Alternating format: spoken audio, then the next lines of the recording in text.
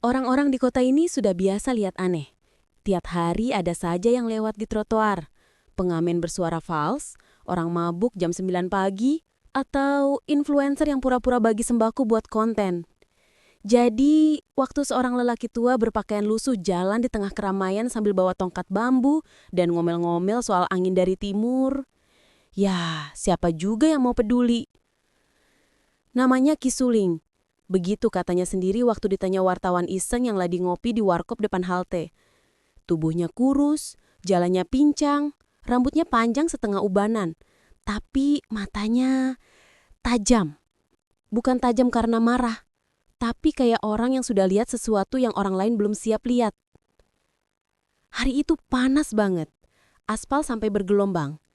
Kisuling datang dari arah jembatan. Langkahnya pelan tapi mantap, kayak orang yang tahu tujuannya meski semua orang di sekitarnya nggak ngerti. Dia berhenti di tengah trotoar, ngetok-ngetok tongkatnya ke tanah, lalu bilang keras-keras, "Angin ini bawa kabar, tapi bukan kabar baik." Orang yang lagi beli cilok di pinggir jalan langsung noleh. Ada yang rekam pakai HP, ada yang ketawa. "Wah, ada konten baru nih," kata anak muda yang lagi nunggu ajak online. "Pak, ini buat TikTok ya. Gimana reaksinya kalau saya kasih mic?" Kisuling nggak jawab. Dia cuma ngeliat langit. Matanya semacam murung kayak lagi nyari sesuatu di antara awan-awan debu dan gedung tinggi. Beberapa anak kecil yang baru pulang sekolah mulai ngikutin dari belakang. Pura-pura pincang sambil ketawa-ketawa. "Angin dari timur! Angin dari timur!" teriak mereka menirukan suaranya. Orang-orang warung cuma nyengir. "Sudah biasa bro," kata penjual kopi ke pelanggan langganannya. "Tiap bulan pasti ada satu orang kayak gitu lewat. Kadang ngomong soal kiamat, kadang soal alien. Tapi yang ini kayaknya agak serius ya." "Serius gimana? Baju aja robek gitu," balas yang lain ngerokok sambil ngakak. Kisuling terus jalan. Nyebrangi zebra cross dengan langkah pincang itu. Mobil-mobil bunyiin klakson. Sopir ojek marah-marah, tapi dia nggak peduli. Dia berhenti di depan baliho besar bergambar iklan apartemen. Hidup mewah di tengah kota. Dari bawah baliho itu, dia bilang pelan tapi jelas. "Kalian bangun tinggi-tinggi, tapi lupa apa yang kalian injak." Orang-orang di sekitarnya cuma melongo. Satu ibu muda buru-buru narik anaknya menjauh. Dua remaja langsung upload rekaman ke media sosial. "Orang gila nyeramahin gedung." Dalam waktu 1 jam, videonya sudah dapat ribuan view. Menjelang sore, Kisuling duduk di pinggir taman kota. Dia tiup seruling bambu kecil yang digantung di lehernya. Suaranya serak, nggak merdu, tapi ada semacam rasa tenang di dalamnya, kayak suara sore yang mulai sepi. Beberapa orang lewat berhenti sebentar, lalu lanjut jalan lagi. Nggak ada yang sadar, angin dari timur memang benar mulai datang malam itu. Pelan-pelan, dinginnya beda, dan bau hujan seperti menyimpan sesuatu yang belum mau disebutkan. Sore itu, kota masih sibuk, tapi sibuknya aneh. Lampu-lampu jalan belum nyala, tapi orang-orang udah rebutan spot buat konten sunset estetik. Di tengah trotoar, Kisuling duduk di bawah tiang reklame, nyender sambil ngunyah tahu isi yang dibungkus koran bekas. Tiba-tiba, langit bunyi. Gak gede, cuma kayak dung kecil, tapi cukup buat burung-burung kaget. Kisuling ngangkat kepala, lihat ke atas, lalu nyeletuk pelan. Nah, itu mulai ngomong tuh. Orang di sekitarnya langsung celingungan. Ada ibu-ibu bawa belanjaan, anak SMA, bapak tukang parkir. Semua liatin dia. "Mulai ngomong apaan, kek?" tanya anak muda pakai hoodie sambil ngetik di HP. Kisuling jawab santai. "Langit." Kadang dia capek juga lihat tingkah kalian. Anak muda itu ngakak. "Langit capek? Jangan-jangan abis lembur di startup juga, kek." Yang lain ikut ketawa. Ada yang bilang, "Wah, cocok nih jadi stand up, kek. Upload aja di TikTok, bisa viral." Satu wartawan online datang, bawa kamera kecil. "Permisi Ki, kami dari media Urban Buzz. Bisa dijelaskan maksud pernyataan Bapak tadi tentang angin dari timur?" Kisuling nyengir.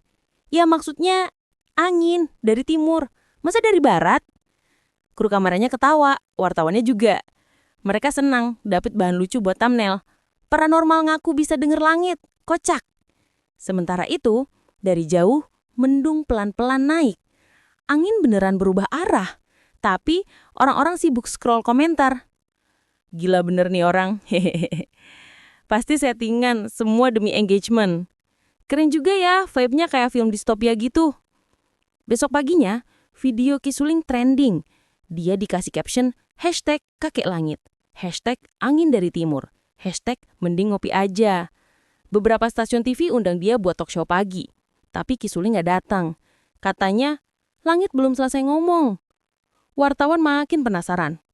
Ada yang ngikutin dia ke pinggir sungai tempat dia biasa nongkrong malam-malam. Ki Suling terus bawa serulingnya dan selembar kertas lusuh berisi gambar. Mirip peta, tapi aneh. Kayak bentuk aliran air yang muter sendiri. Satu jurnalis iseng nyeletuk. Ini Ki, peta harta karun ya? Ki Suling ngelirik. Iya, harta karun kesadaran. Sayangnya cuma yang waras yang bisa nemuin. Wartawannya bengong, yang lain ngakak lagi. Tapi malam itu satu hal ganjil terjadi.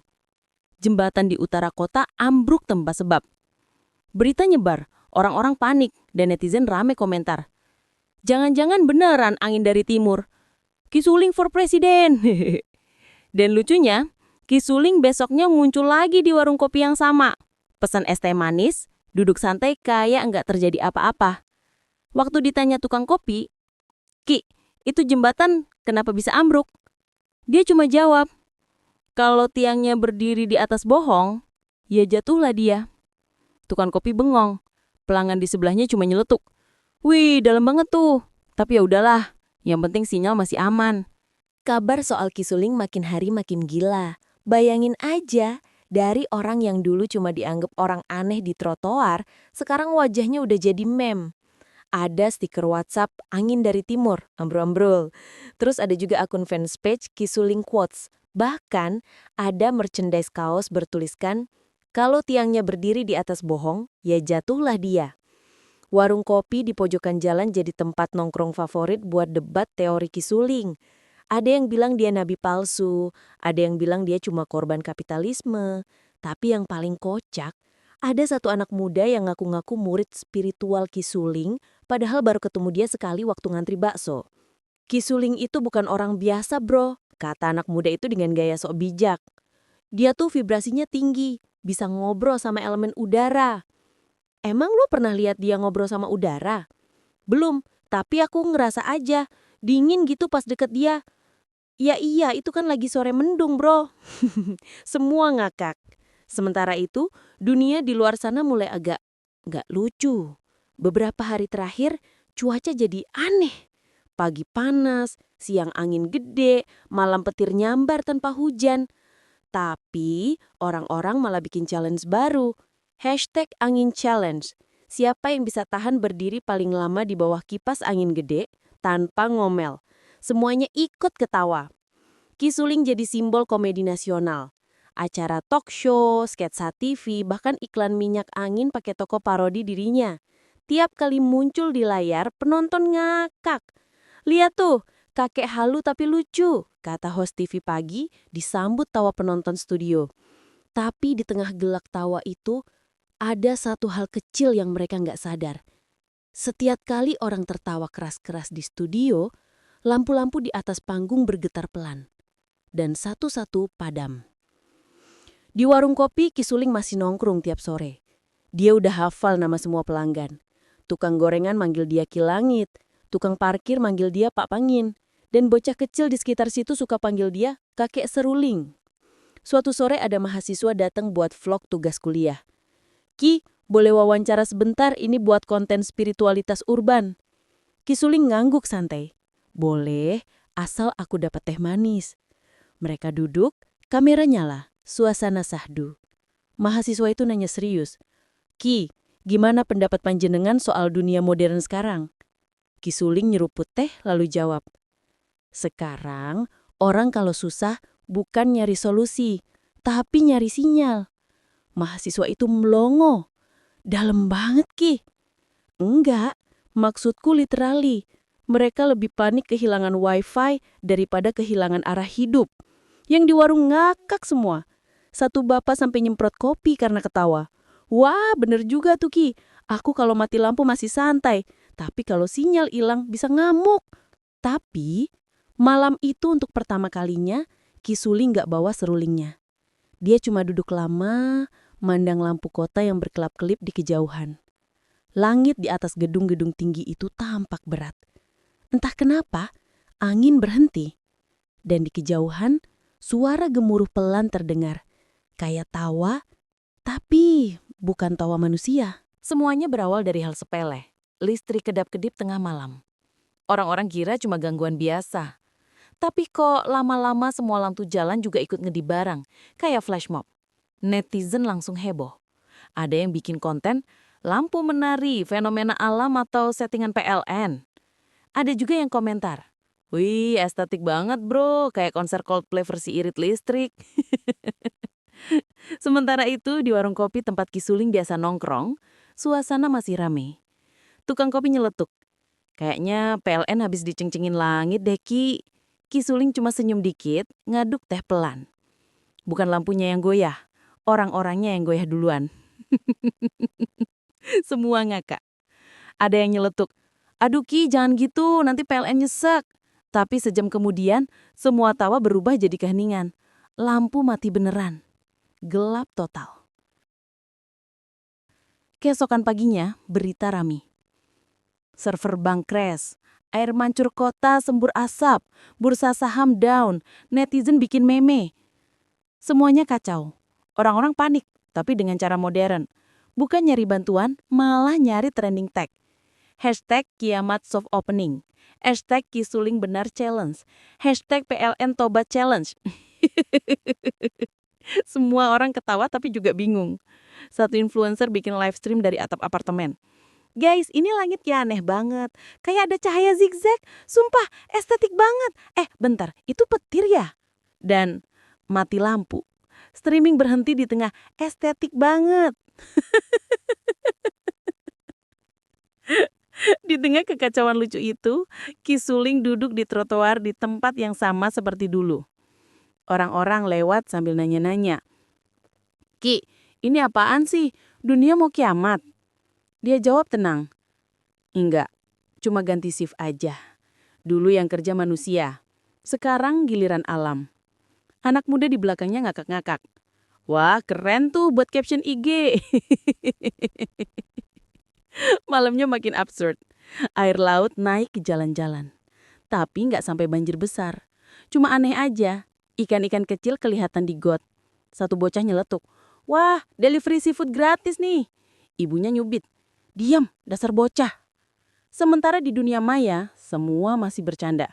Ada yang upload video orang nyanyi, "We didn't start the fire" di tengah hujan abu. Captionnya, "Bumi lagi healing guys." Warung kopi tempat Ki Suling biasa nongkrong sekarang tutup setengah. Listrik masih sering padam, tapi orang-orang tetap nongkrong di situ, pakai lilin, kayak pesta kecil. Tukang kopi nyeletuk, "Ki, kok bisa pas Bapak ngomong angin dari timur, terus begini jadinya?" Ki Suling ngelirik sambil nyeruput teh. Aku cuma ngomong, kalian yang upload.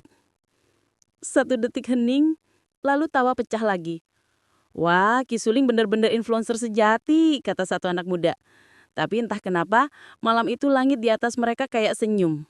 Tipis, samar, tapi terasa. Dan di antara tawa-tawa itu, Ki Suling cuma diam, matanya kosong ke arah timur. Tempat lampu-lampu kota makin jarang menyala. Awalnya cuma Ki Suling yang kelihatan aneh. Bayangin aja, tiap pagi dia dorong 4 galon bekas aqua, ditumpuk rapi di atas gerobak, sambil bawa papan triplek panjang. Buat apa Ki? Tanya tukang ojek. Perahu, jawabnya santai. Loh, di kota mana ada laut Ki? Ki Suling senyum. Nanti datang sendiri. Orang-orang ngakak. Ada yang foto, ada yang bikin konten. Legenda urban, kakek galon dari selatan. Eksperimen sosial, nenek moyang pelaut tersesat di kota. Pemerintah daerah pun sampai tahu. Suatu hari, Ki Suling diundang ke kantor wali kota buat penyuluhan warga rawan halu.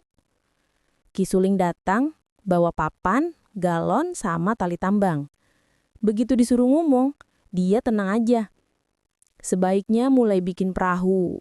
Yang punya tanah tinggi boleh simpan bahan, yang punya kekuasaan jagalah arah angin. Satu ruangan ketawa ngakak. Wali kota bahkan tepuk tangan. Wah Ki, Bapak ini lucu sekali, harusnya jadi motivator. Ki Suling cuma ngelus jenggot. Motivasinya nanti datang sendiri, katanya. 2 minggu kemudian, motivasi itu datang. Bukan berupa inspirasi, tapi banjir. Bukan banjir biasa. Air datang dari segala arah. Dari sungai, dari laut, dari langit, bahkan dari saluran yang katanya sudah dibeton dan tahan 50 tahun. Dalam 3 jam, kota berubah jadi danau besar.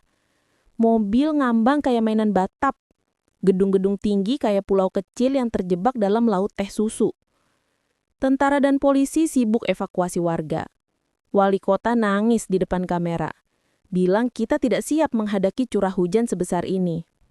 Komentar netizen di bawahnya, padahal Ki Suling udah kasih spoiler bro.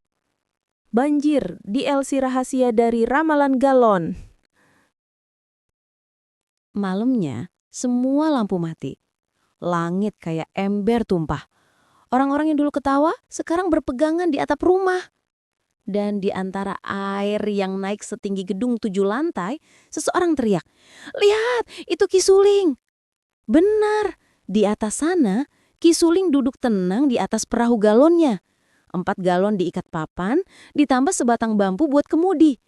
Di depannya kompor kecil menyala pelan. Cangkir teh mengepul.